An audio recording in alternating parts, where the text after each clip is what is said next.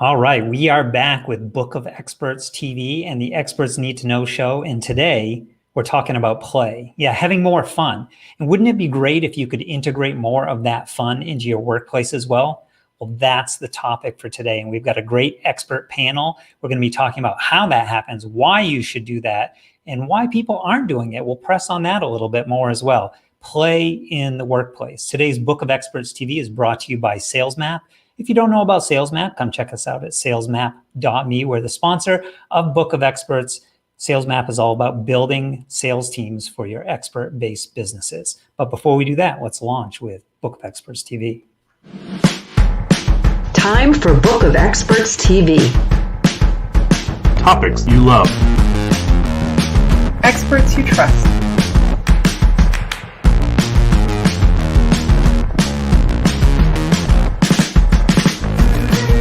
Friction-free referrals. Tried, Tested, Trusted. This is Book of Experts, brought to you by salesmap.me. All right, so welcome to our guest panel today. First, we have Todd Westra joining us from Utah. Todd is with Mokuteki. He's got the Leadership in Business podcast, and he facilitates group and play leadership exercises with a bunch of folks, including big companies like Google. I think you'll be very excited to hear about Todd's background. We also have Melissa Dinwiddie joining us from Mountain View, California. And Melissa, I promised I'd get this in here, but I'm not sure I'm going to get it right. CreativeSandboxSolutions.com. I got the thumbs up on that. Awesome.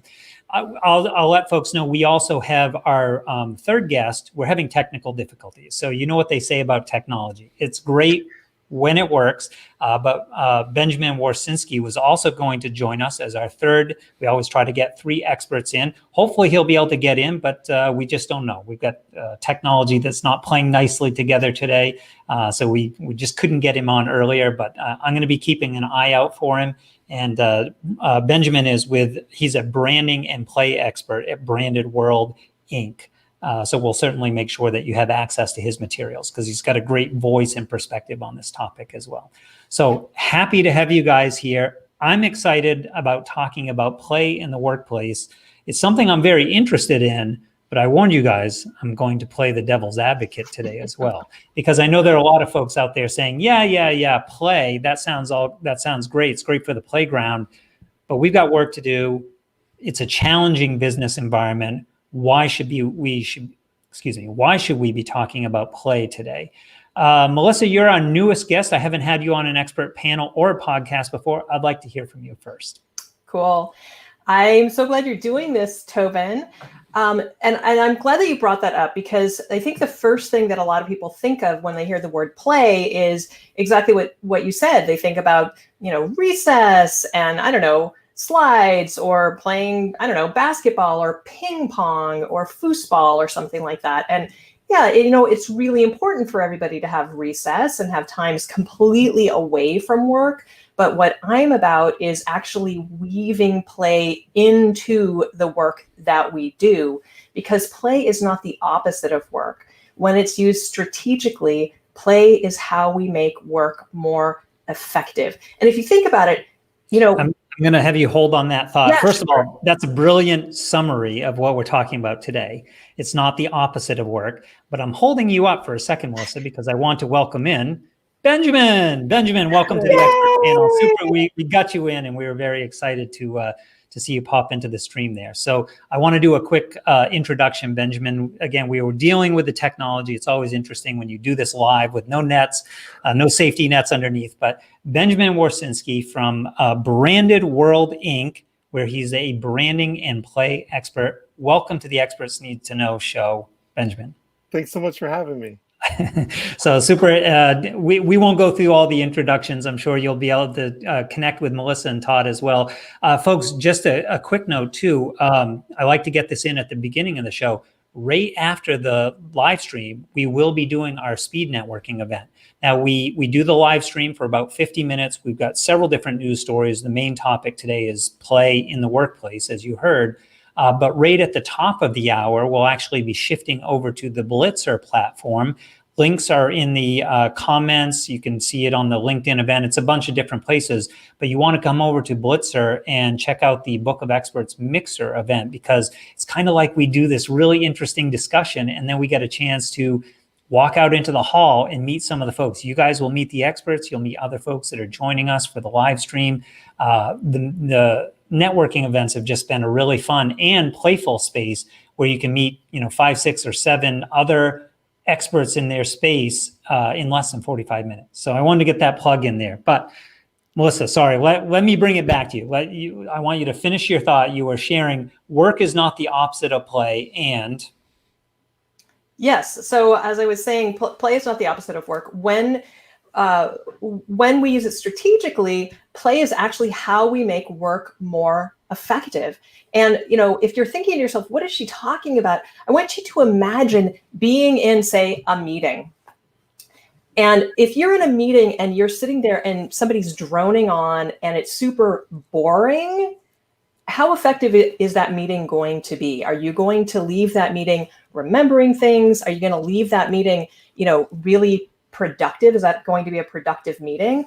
But if that meeting is fun, if you are engaged, if that meeting is playful, then how is that meeting going to compare with the boring meeting? Just think about that. So the playful meeting obviously is going to be way more productive, assuming that you are, accomplishing the same goals as the boring meeting. You're going to want to go to the playful meeting and the fun meeting a lot, more than you're going to want to go to the boring meeting. So that's what I had to say about that, Tobin. I think it's the difference between energy in the room or draining the energy out. And this topic is, this is going, so I'm going to bring up on the screen. Here is one of the news stories that we found, and this one is specifically from Forbes, talking about the importance of play at work. And, breaking down, people are talking about this subject, and they're thinking about it probably more so because of the environment that we're living in right now, which is so much has shifted virtual. Todd, I'm going to hand the baton over to you, because I know, one, this shift into the virtual space, Melissa, it impacted you. Todd, it's impacted your business, but it hasn't stopped the play. So Todd, what are you doing? No, so it's interesting. I have a company called the Biz Games as well, and that company was formed in essence to provide an opportunity for businesses to play with each other. Playtime in the workplace shouldn't be anything new, because we all grew up with ample playtime during our schooling. And as we get into the workplace, what I've found is that businesses that do play together well, they tend to stay together. And so hence the topic of play together, stay together. We have as we started providing playing opportunities for businesses in a tournament style or in a learning environment, we found that the new theme of our company was playing with purpose. And Tobin, as we work with companies large and small, the concept is the same. Companies that play together, stay together, and playtime can be as much of an educational experience as a boring lecture, like Melissa was just saying. And so what we have found to be ultra effective is that we have been able to create learning experiences literally through experiencing what it is that they want to teach. So we take directors, we take CEOs, we talk to them about what their priorities are in their business. We talk to them about what type of focus they want to have for the next quarter, the next year, what have you. And then we produce game environments or playtime that actually emphasizes that topic, drives it home. Everyone walks away from the experience being much more edified than they would have sitting there for 2 days of lecture. They can get out of a 45-minute to 2-hour recess time where they're actually learning as they experience. And so experiential is beneficial not only in your own business, but in marketing and sales as well. Okay, Todd, I hear you. So you're saying teams that play together, stay together. So there's absolutely a bottom line difference. We know how expensive it can be to onboard new people into your team. Yes. And the recruiting costs and the training costs and all those factors. But And Benjamin, I'm setting you up. The ball's coming your way to carry it here. If I'm a business owner and I'm particularly feeling challenged because of the current environment, I mean, our world's been upside down the last several months. If I'm thinking my team is up against the wall, we need to make things happen, how and why should I be thinking about play as an important aspect when it might be a survival situation? Wow. I think it comes down to communication and collaboration. And I think what really play allows you to do is it allows people to kind of break down the walls and to step away from the challenges or like the known reality and kind of get into this other state of mind that really kind of opens you up and allows you to see things that you wouldn't normally see. And so if a team or if a leader is in a position where they have a team and they're up against a wall, it may be the best thing for them is to come together, even if it's virtually, to kind of play and explore these ideas and what could be possible and what would that look like, and in a safe environment where there's no wrong answer, but everyone has a voice and everyone gets to share their ideas. And so I use Lego Serious Play as my methodology to help unlock that and to increase the communication and collaboration, and kind of come up with these new insights that wouldn't normally present themselves. So the creative output of being able to inject play into these meetings, I mean, we have to be flexible, we have to be adaptive more so than ever before because of these environmental factors. And let's just call it what it is. The pandemic changed the game for a lot of people. Melissa, I know it changed your business quite dramatically, and play is your deal. This is what you do. Yeah, absolutely. And the pandemic, I looked around and I saw that people had this huge need to deal with the fact that they're suddenly on Zoom, and nobody had any idea about what to do with this. They were so used to working in a three-dimensional environment with everybody in the room together, and now they're stuck on Zoom and they didn't know what to do. So I started offering workshops on how to lead non-boring virtual meetings on Zoom, and I've been helping a lot of people with that, bringing in play from the world of applied improvisation primarily, and other places as well, using the constraints of the Zoom platform where we're all on these screens. And instead of saying, okay, let's translate what we've been doing in person into Zoom, which doesn't work. If you try to do that, you've already lost basically. But let's look at the constraints that we've got and figure out how to make it work. What can we do with these constraints, and how do we play within these constraints? And how do we take what most people think is a really boring environment, and how do we turn it into a playful, fun, engaging, interactive environment? So I imagine Zoom attendees all over the world are thanking you for this more playful environment. Can you give us the context of what you were doing before this big shift? Yeah, well, I was doing some similar things to what Todd does, leading workshops in leadership development and team development and innovation in person, using play-based methods like applied improvisation and also Lego Serious Play, the same as Benjamin, and also graphic facilitation and graphic recording on huge 4-foot by 8-foot sheets of paper, which don't translate so well into a virtual space. So now I still do the graphic facilitation and graphic recording, but just remotely in a smaller form, digitally. So I just want to ask a quick question about that, because I didn't realize, I knew the graphical recording was part of your work. I didn't know that you continue to do that. So you are drawing digitally on the screen as these events are happening, so that they have that output, that sort of summation of the ideas that are the brainstorming and the creativity that's being tapped into in the room?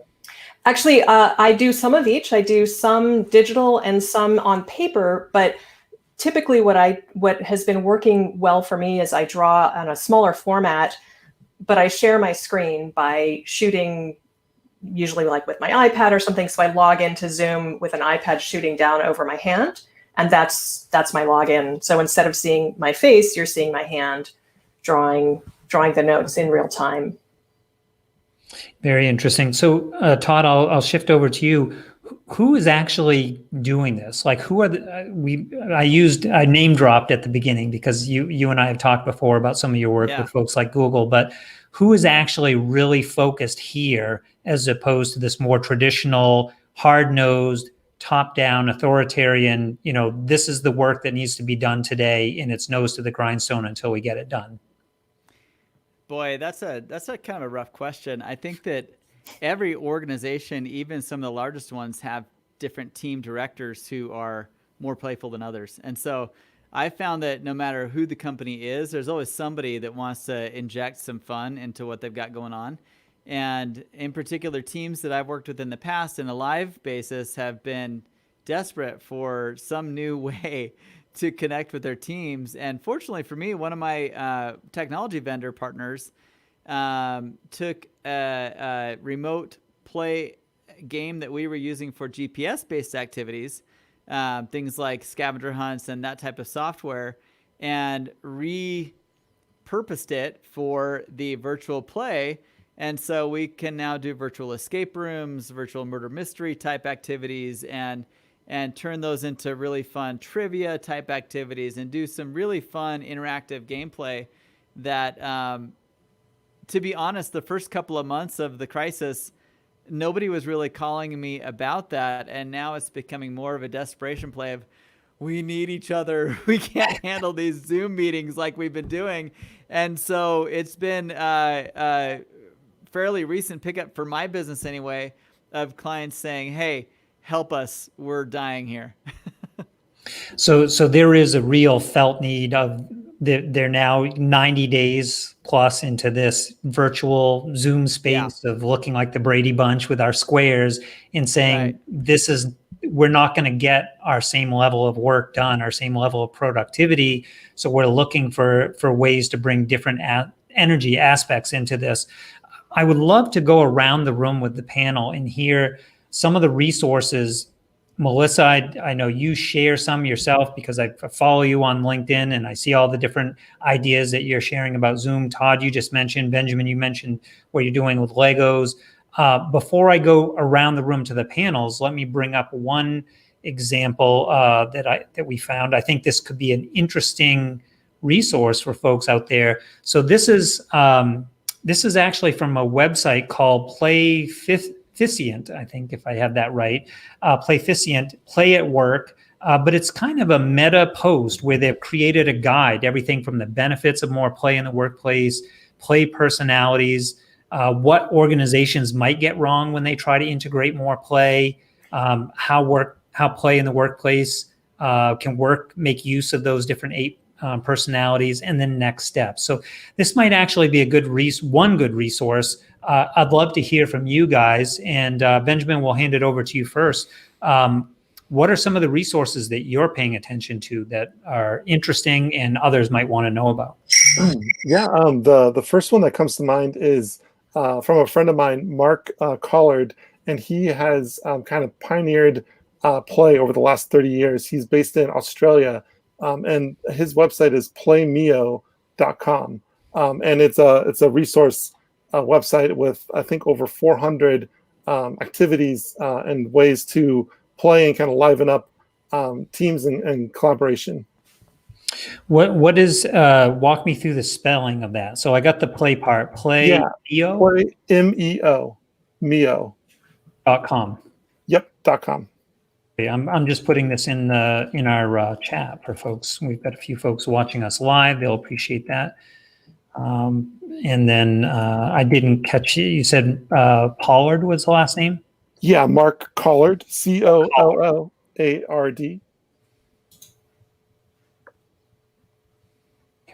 Got it. All right, super. So I got that in the chat for folks that might be interested in that. Todd, how about you? What bring us back this way? What other resources are you seeing? You mentioned this app. What should you be paying attention to? Well, I mean, I think that I think you're going to find that a lot of team building groups like ours, and probably like Melissa, have had to adapt and grow into some other virtual type playground. And for me, I use a vendor that provides a white label service that we actually code the game with our own specific questions. And so the Biz Games has built libraries of questions and trivia and challenges that we custom provide into our platform.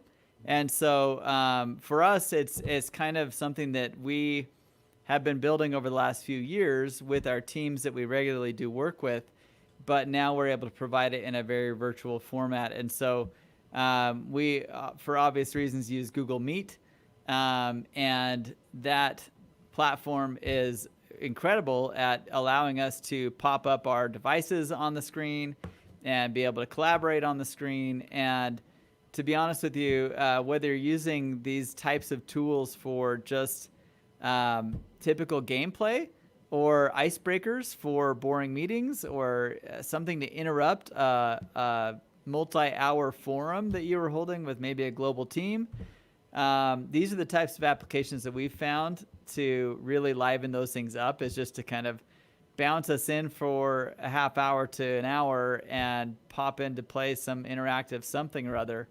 And it just livens up the whole meeting.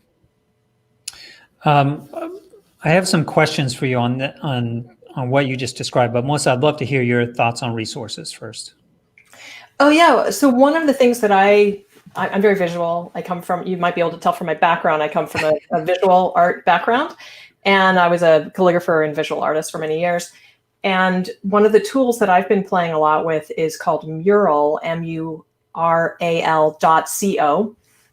And so I've been playing with that a lot, and you can do a lot of really interesting whiteboard. It's one of many whiteboarding tools that you can use, and you can do a lot of interesting things with it, like put, for example, a graphic on there, and then people can add notes with sticky notes and things like that. It's got just so many interesting possibilities.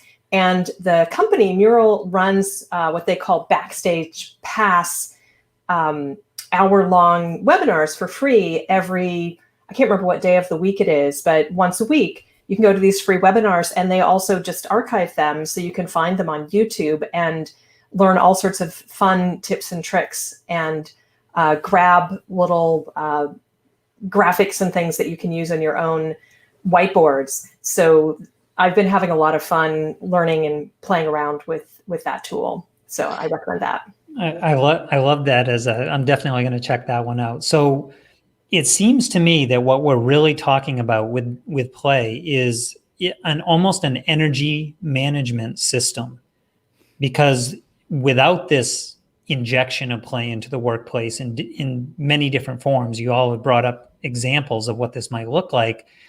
It sounds like the energy is just draining or dissipating in the workplace, that is the direct line. I'm going to play devil's advocate.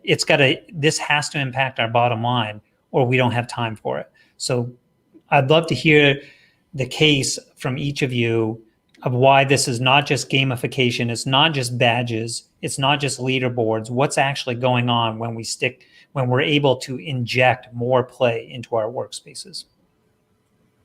We'll do Benjamin. We'll come back around to Benjamin this time. So for me, the way I see it is, being like the number one thing that companies are looking for in employees is creativity and innovation. But a lot of times the culture is not set up to empower people to be creative or innovative. And so when your boss or your manager is saying, I need creative ideas, I need something innovative, we got to get something that will work, that's just putting a bunch of pressure on you. And so when you use a methodology like Lego Serious Play, that can really kind of just open up the doors and kind of level the playing field. Like I said earlier, it kind of allows everyone to have a voice, and everyone gets to build a model and kind of tell the story of that model. And in telling those stories, that's where the magic comes out, to find those creativity issues or the solutions and the innovative pieces that you may not have thought of previously. And so I think the why it works is that if you have a team where not everyone feels empowered to share their ideas, Lego Serious Play is going to level the playing field, and it's going to allow you as the manager or the boss to get insight from people that you normally don't hear from, and that could be worth its weight in gold.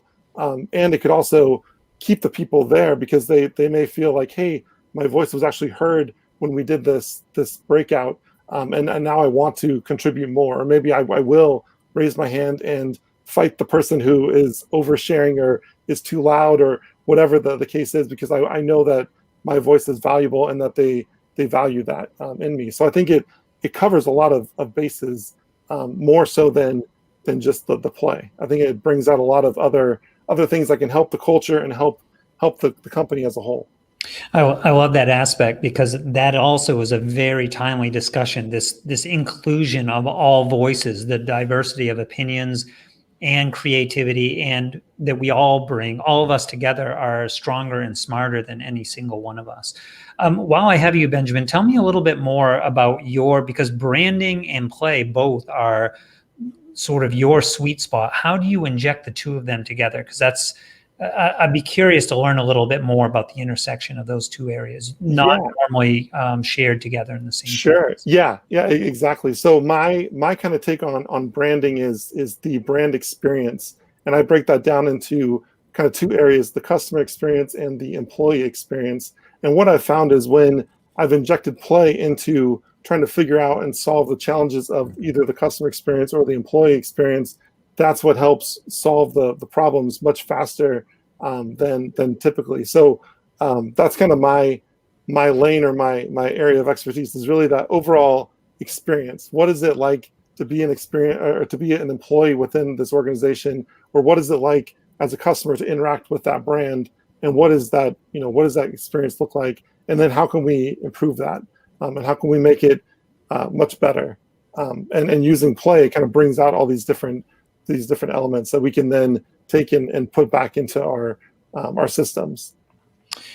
So you bring up a really interesting point, that a lot of what we've talked about so far has been on the back end, the employment, the structure within the business itself. But there is a front customer-facing, client-facing side where play can also be an important part. And this is more than just loyalty programs or points programs or redeem. I mean, like we all know that McDonald's has the Monopoly game and things like that, there are games out there that bring play into the marketing world. But I think I'd love to hear examples that you guys have seen that also are front facing, that allow the supporters, the constituents, if it's a nonprofit, like how are they able to play even from an external voice in this? Who do you want? Let's go back to Melissa for a moment. Well, I mean, I think that all comes down to your definition of play, which brings me back to Stuart Brown's 8 play personalities. And you, Tobin, had mentioned, how is play, more than just points and gamification and all of that. And, that points to Brown's competitor personality type. And not everybody is a competitor. I, for example, am not. For me, just competing for points, like that for me does not feel like play. Like I don't want to do that. And play is only play if you are free not to play. If you are not free to not play, then it's not play. There's no psychological safety if you are not free to not play. But if you are free to not play, then you are free to play. And as far as marketing or front facing or whatever, where you can bring play in certainly is in your playfulness. And that comes down to where Benjamin's strength is, where his superpower is with, like with your brand, your style. And some companies are more playful than others. Some companies bring in a lot of humor with their branding, and some are much more staid, and it's not going to work for them to be particularly playful. So they might bring in gamification, for example, but that may or may not work with their brand. Benjamin could speak with more teaser on that subject than I can. Well, I think that's one, gamification is one of those things that a lot of people, I don't want to say, all right, I'm just going to call this what I see. A lot of people say play and they think it's gamification. Right. Like that is a heavy-handed approach that is to that playfulness that you described. Like that's not the kind of play that I typically bring in when I'm working with a client.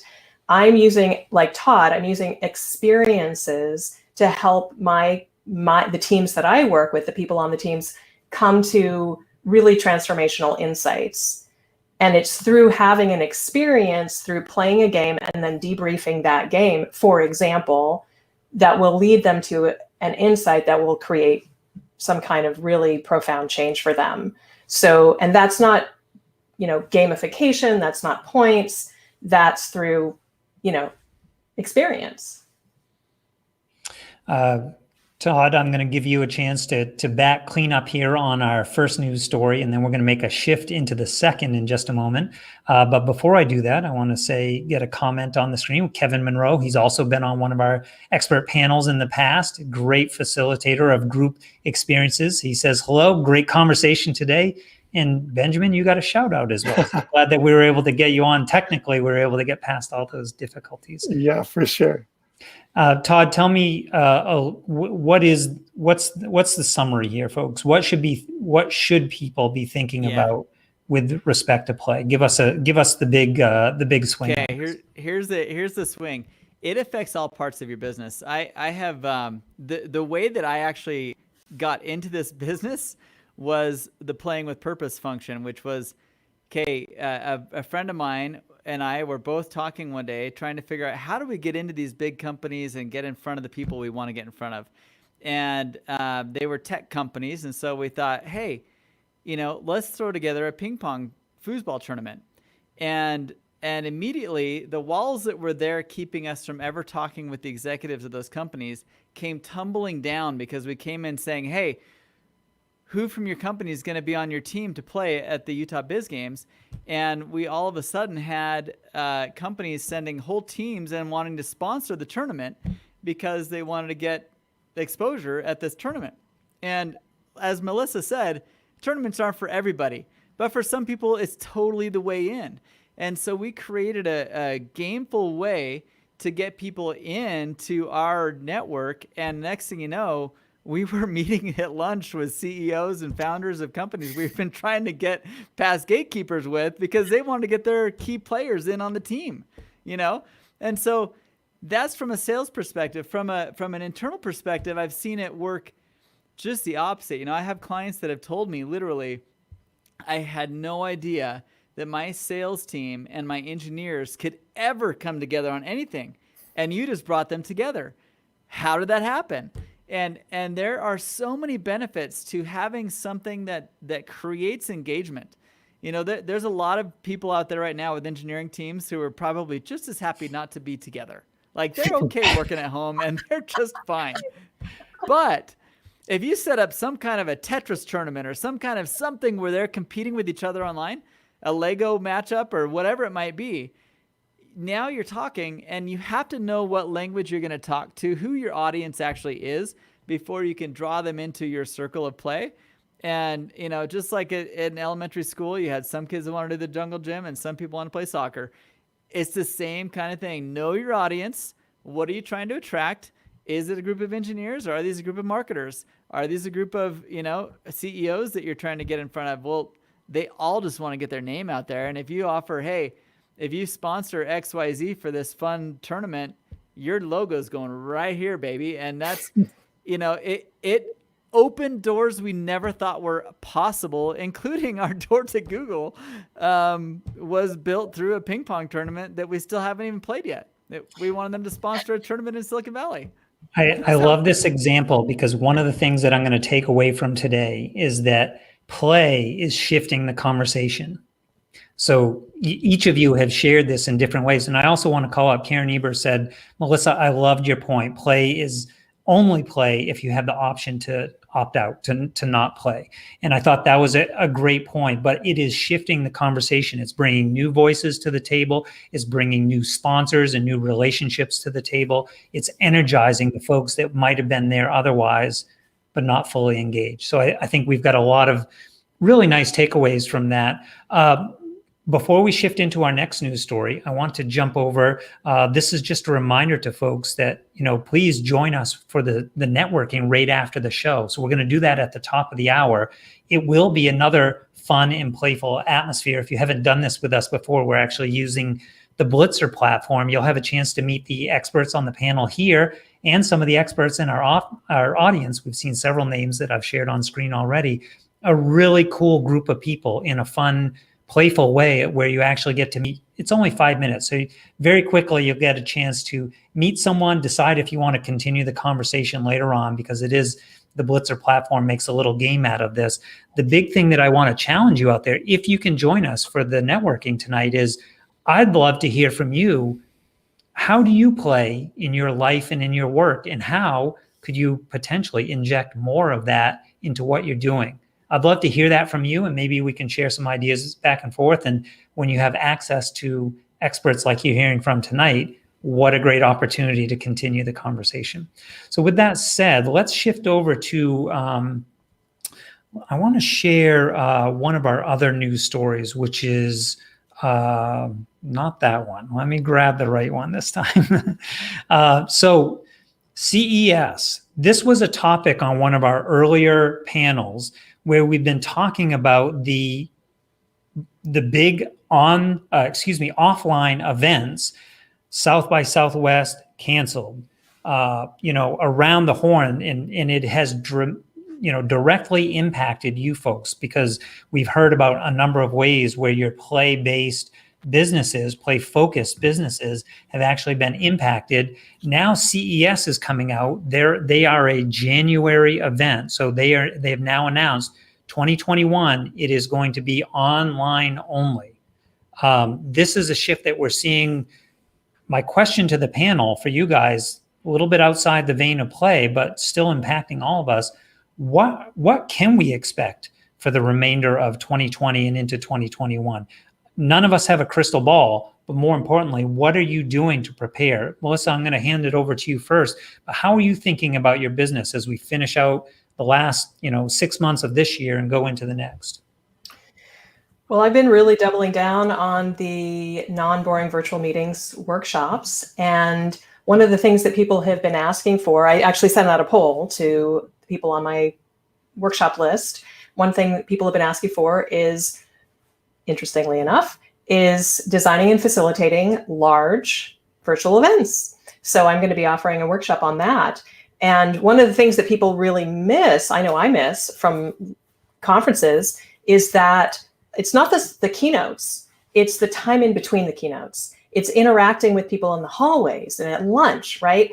And one of the things that I have learned how to do is create that similar experience on Zoom. There are also platforms that are being developed. I just discovered one today called Rally, where you can kind of get a little bit of that feeling, but I know how to create that experience on Zoom where people can move in and out of breakout rooms on their own.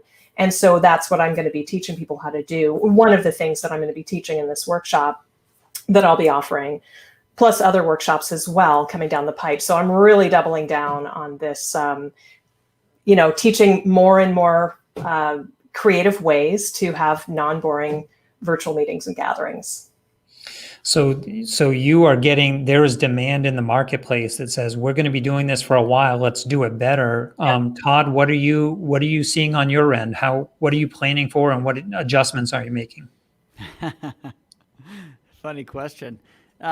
So I have two things that I've been doing. As I mentioned earlier, a lot of my clients were hesitant to jump onto the virtual meetings, virtual activities. And now that they are, I'm having to quickly become an expert in that category, which has been interesting. As an alternative to that, though, the thing that I've been focusing with my team on has been more of the let's get back to fundamentals as a leader of your team. and learn how that as you come back and as you're away, to be more purposeful and to be more intentional with everything that you're doing as a leader of an organization.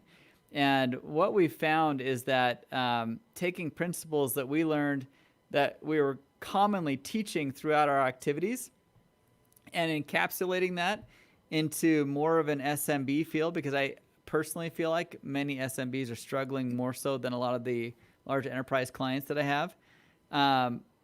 I started a podcast, and for the intention of learning about what the biggest challenges facing CEOs are right now. And Tobin, you were a guest on that particular podcast.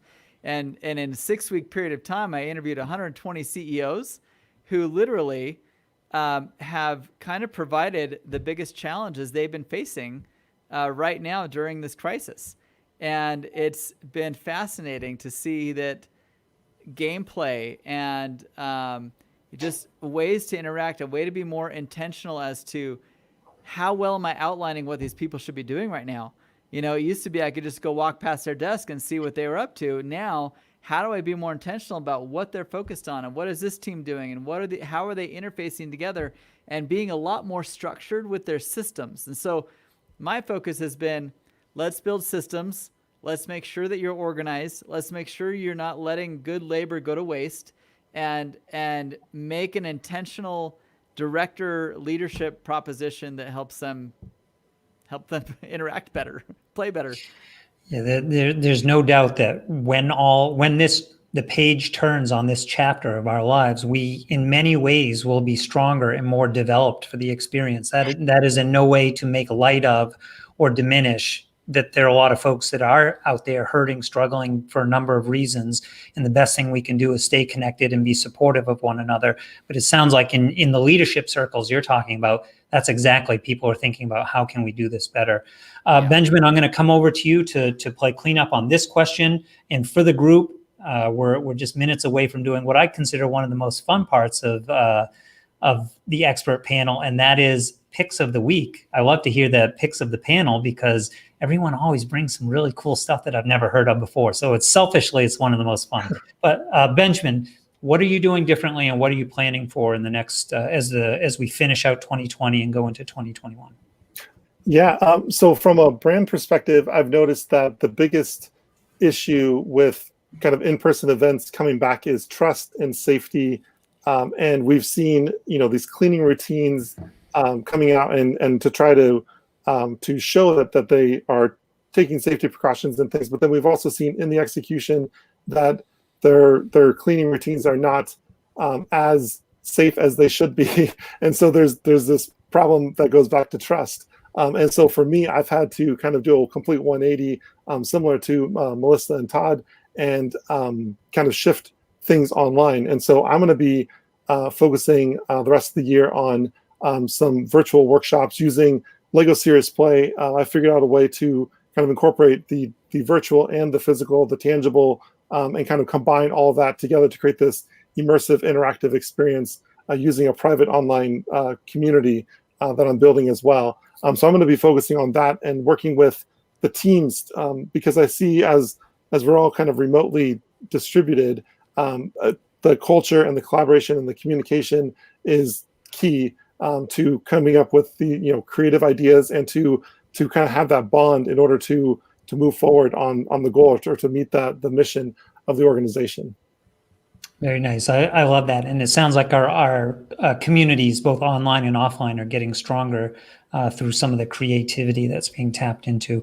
Benjamin, I'll stay with you for a moment if you'd like to share your pick of the week. Again, we like to do a quick round the horn. We're coming up on, we got to be quick on this one, guys. We've got 5 minutes to get it all in. So share your pick if you would, and we'll get wrapped up and get ready for you guys out there in our audience. We're going to be networking in just about 10 minutes over on the Blitzer. Make sure you grab that link and join us. We've got the event on LinkedIn. It's in the show notes on Facebook. We're on like 7 or 8 different platforms. So you're gonna have to dig around for it. But it's the Book of Experts Mixer on Blitzer. Benjamin, tell us about your pick of the week. Awesome. So my pick of the week is this book, Serious Fun, and it's by my friend Mark Collard. From Australia. And so in it, he offers, 40 free program templates to help liven up your meetings. I think that's a great place to start. Super. Perfect addition to our conversation today. Todd, let's do you as well. Mine is kind of boring, but I think it's super helpful. Headspace. I'm new to meditation. I am not someone who does this naturally, and it has been so helpful for me to stay more focused on and being more intentional to what I'm trying to transition my business to become by just being able to clear my head easier. And I guess I took a lot of that out of activity-based things that I could clear my head when I was playing. I'm finding it just as effective to use Headspace as something that helps my mind just clear up so I can stay focused on things I need to. That's my pick of the week. I've actually used that in the past, and it's interesting how deeply embedded meditation and that practice has become through the entrepreneurial circles. Melissa, how about you? Your pick of the week? Yes. Before you get started, Melissa, I want to show you. So David Raymond, this is a little bit longer comment, but he said Melissa is really onto something with the workshop method. Talked a little bit more. Really likes what you're doing now. So I wanted to give you that quick shout out. Thank you. So I literally just discovered this today. So I haven't had a chance to dig into it, but I mentioned it before. It's called Rally, and it's a platform. It's a virtual events experience. The URL is rally.video, and they're just, you can sign up for a free, membership or whatever now, and they're going to be charging, I guess they're charging for more, Premium functionality, probably. Functionality down the road or whatever, but you can check it out. And it's a little bit more like going to a conference or something where you can kind of roam around from, sort of like table to table from just viewing the videos of what the experience is like. But it looks kind of cool. So if you are interested in having a little bit more of a workshop-y, conference-y kind of experience, it might be something to check out. Very cool. We definitely will be doing that. My pick of the week is actually less a thing and more of an experience, but it's also going to underline what we're going to do next, which is the networking. A week or two ago, I had a chance to connect with Lauren Beller. If you're interested more in the story, I did a podcast on this topic yesterday, but Lauren did a full planning session, really a wheel, your full life experience wheel planning session. More than I expected to do with her, but she also sent me this really cool bracelet that was sort of a touchstone or a reminder of the session. And I thought that was just the coolest way to sort of bring things together, because now if you guys didn't catch the words, it says gameful, which is kind of a play on what we're talking about as well.